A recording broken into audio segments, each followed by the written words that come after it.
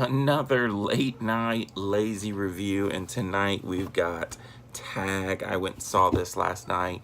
It was actually pretty dang funny. I wasn't for sure what we were going to get with this movie. I thought, man, this could be really funny, or it could be complete garbage because comedies are so hit and miss sometimes. But I really did enjoy this one. The cast is great right off the bat. You have Ed Helms, Jeremy Renner, John Hamm, Jake Johnson, Isla Fisher.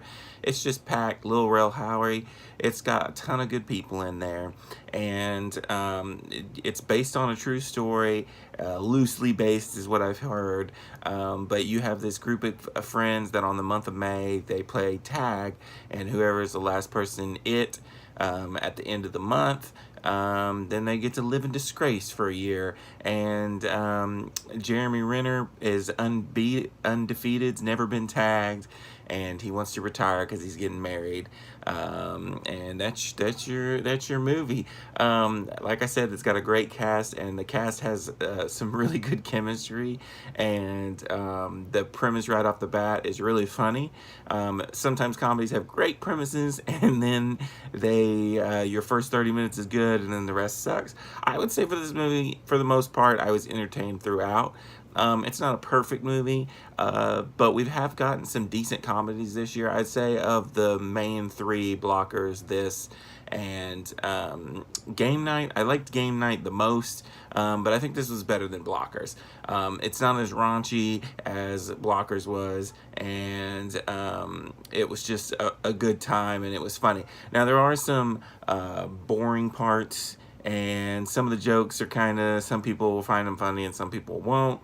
And the favorite scenes for me were when they would kind of do like this slow-mo thing with Jeremy Renner's character, and you would hear the inner monologue in his head as he was like almost superhuman at the game of tag, and it was so funny how all these guys would try and tag him and they just couldn't do it, and those were the best scenes. It only happens 2 or 3 times, but I found that really funny.